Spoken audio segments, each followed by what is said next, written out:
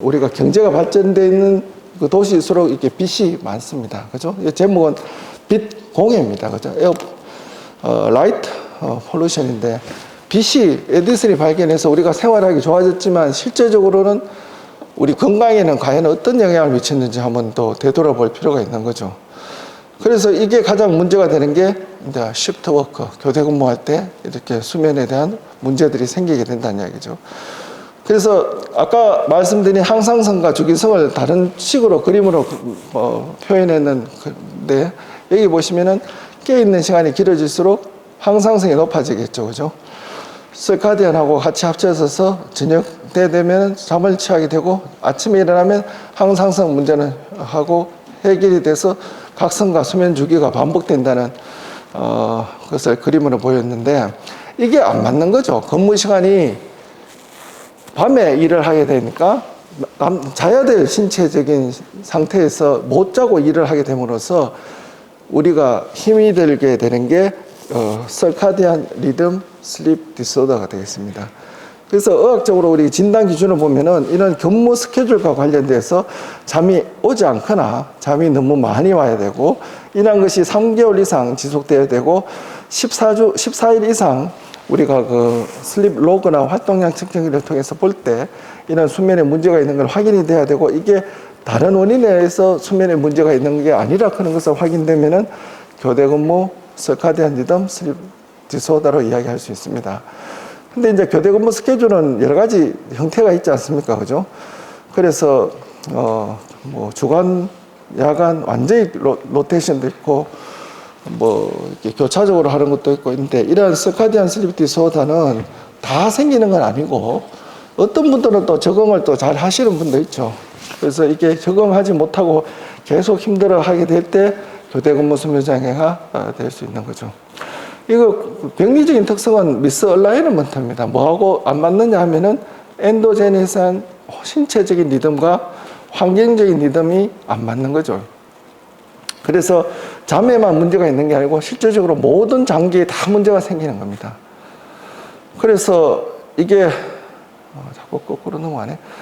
정상은 잠이 많이 오거나 못 자거나 힘이 없거나 집중이 안 되거나 머리가 아프거나 무드가 안 좋거나 예민해지거나 짜증스럽고 막 그렇게 되는 거고, 그렇게 되면 일할 때도 사고가 잘 생기죠. 그죠?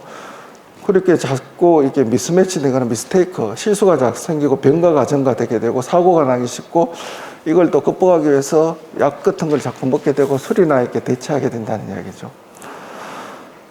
그래서 이게 왜 자꾸 생기고 문제가 되냐면은 이제 멜라토닌이 잘 때 나온다고 이야기했는데, 이 멜라토닌이 안티캔서, 안티옥시던트의 역할을 하는데, 이 멜라토닌이 잘 나오지 않아서 이게 여성분들에서는 브레스트 캔서의 리스크가 더 높아진다고 이렇게 설명을 합니다. 그래서 밤에 라이트에 대한 익스포저가 되면은 멜라토닌 생성이 억제되고 있고, 멜라토닌 레벨이 낮으면은 또 에스트로겐은 또 높아진다고 합니다. 이런 것들이 브레스트 캔서의 리스크가 높아진다고 이야기하고 있고, 그리고 시프트 워크에서는 또 다른 게 이게 그 브레스트 캔서에 대한 연관성은 1987년에 처음 보고가 되고 계속 나오고 있는데, 브레스트 캔서 이외에도 콜로렉탈 캔서나 엔도메트리얼 캔서라든지 프로스테이트, 뭐 림포마 등의 리스크도 있다. 하여튼 이게 교대 근무들이 이 캔서에 대한 리스크가 있어서 상당히 좀 뭐가 건강에 대한 점검도 필요하다는 이야기입니다. 그래서 그 기존은 멜라토닌 감소 이외에는 또 하나 스트레스 호르몬인 글루코코티코이드가 좀 더 높다는 이야기죠. 그리고 이 시프트 워크 동안에 이렇게 셀 티슈의 프롤리페레이션을 컨트롤하는 데 대한 변화가 생겨서 또 비타민 D 생산도 또 감소되고, 이런 요소들이 문제가 된다. 그래서 이런 것을 극복하기 위해서 이제 또 그에 대한 그 평가하고 치료가 필요하겠죠. 그래서 평가는 수면 일기 일지 이런 것들이 중요하겠고, 실제적으로는 수면 다운구사라기보다는 이 액티그라피 활동량 측정기가 있는데 손목시계처럼 이런 걸 측정하면은 더 알 수가 있습니다. 그래서 이런 수면 검사해 보면 거의 못 자고 뭐 이렇게 나오겠죠. 그래서 뭐 수면제 좀 드신다 해도 몸이 안 좋으니까 결국은 찾아오게 되는데, 근데 우리 치료는 항상 이런 그 수면을 잘 취하게 해주는데, 그게 이제 기초적으로 뭐가 문제인지를 보는 거죠. 교대 근무 같으면 이제 서카디안 아니겠습니까? 그래서 잠을 못 자는 게 호메오스타틱 문제인지 서카디안 문제인지를 구별해야 되는데, 지금 주제는 서카디안에서 서카디안이라고 하지만 실질적으로 병원에 와서 그냥 잠을 못 잔다고 하면은 일반적인 분들은 호메오스타틱에 대한 문제도 꽤 많습니다. 그죠? 그리고 멜라토닌이나 필요에 따라서는 여기서 쓸 수가 있습니다. 그래서 그런 경우에서는 사실 약보다는 수면 위생이 더 중요한데, 수면 위생이란 뭐냐면은 잠을 잘 자기 위해서 환경적인 요인을 교정을 먼저 해주는 거죠. 생활 습관이나 행동을 교정해 주는 건데, 설카디안 팩터를 먼저 교정해 줍니다. 설카디안 팩터는 수면 주기라 했는데, 일반적으로는 어떻게 하냐면은 자고 깨는 시간을 일정하게 해줘야 되는데, 자는 시간은 자기 마음대로 안 될 수가 있으니까 일어나는 시간을 일정하게 계속 해주는 거죠.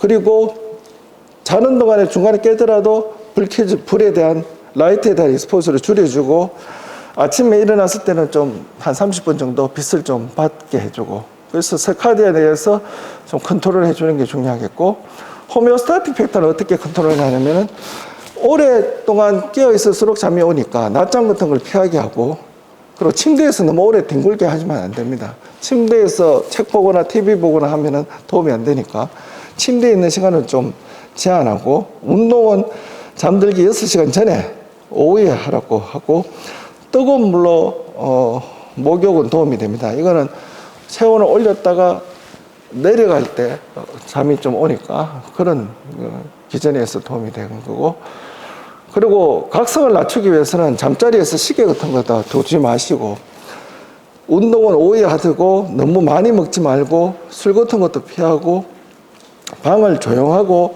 안락하고 편안하게 쾌적하게 유지하는 게 중요하겠고, 또 하나 팁은 될 수 있으면 좀 시원하게 해야 잠이 듭니다. 온도가 좀 낮으면은 잠이 더 쉽게 들게 됩니다. 그래서 그렇지만 또 교대 근무를 해야 될 때 어떻게 하느냐, 근무하기 전에 근무 시간 동안에 이렇게 잠을 잠깐 잘 수 있는 그런 스케줄 같은 걸 조절이 필요하고, 작업 환경에서도 일할 때는 빛이 있는 게 좋겠죠, 그죠?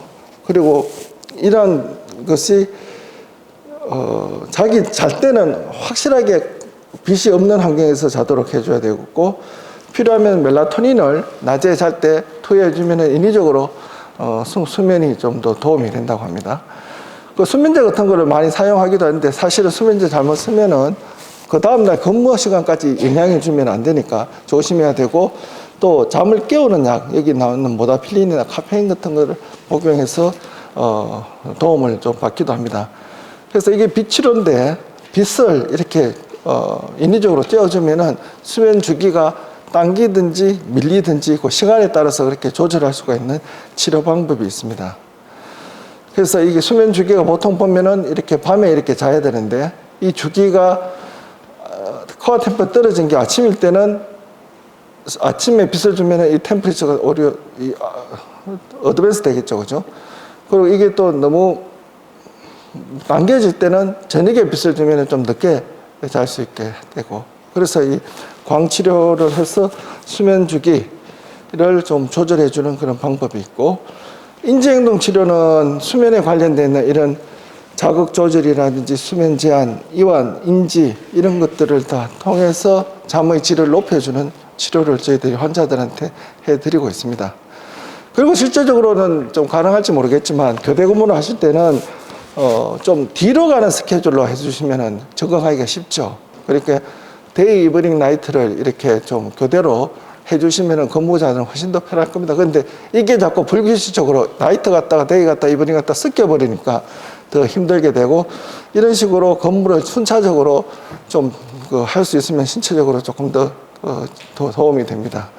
그래서 이런 것들을 좀 요약해서 말씀드리면은, 낮에는 햇볕을 좀 많이 쬐어주는 쪽으로 해서 수면의 깊이를 높여줘야 되고, 밤에 야간 근무 끝나고 아침에 귀가하실 때는 이게 햇볕을 보고 집에 가면 잘 안 옵니다. 그죠? 그래서 사실은 선글라스 같은 거 확실히 좀 빛을 차단해서 착용하는 게 좋겠고, 그리고 집에 가서 잘 때는 암막 커튼 있잖아요. 그거를 좀 쓰고, 그래서 요즘은 그 밤에도 마찬가지입니다. TV 켜놓고 자면은 뇌가 숙면이 안 된다고 뭐 요즘 연구도 많잖아. 그죠? 자율신경도 증가되고. 그래서 암막해서 확실하게 어둡게 해서 핸드폰도 안 울리도록 해서 주무시는 게 좋겠고, 그 사이클에서 어느 정도 리듬 있는 운동을 해주는 게 도움이 되겠고, 수면은 정말 그 잠자리에 야간에 자는 거하고 똑같은 환경으로서 자는 게 중요합니다. 절대 뭐 가족들 방해 못하게 아침에 와서 하고, 술이라든지 이런 거는 결국은 또 잠을 방해하니까 먹지 않는 게 좋겠고, 낮잠은이라기보다는 이제 그 근무 시간에 맞게 그 잠을 조금씩 잘 수 있는 그 자기만의 그런 게 필요하겠고, 낮 근무에서 밤 근무로 갈 때는 저녁에 조금씩 늦게 자면서 적응하는 게 좋겠습니다. 그러니까 다음 근무가 이브닝 뭐 나이트라 그러면은 잠드는 시간을 뒤로 조금씩 미루면서 근무해 가면은 조금 더 도움이 되겠죠. 그래서 이런 서카디안 문제는 아까 말씀드린 이 빛, 그죠? 빛이 가장 중요하고, 생체 호르몬은 이게 멜라토닌이니까 이 두 가지를 가지고 본인이 조금 더 적절하게 노출하고 먹고 조절하면은 그래도 근무하는데 조금 더 도움이 될 것 같습니다.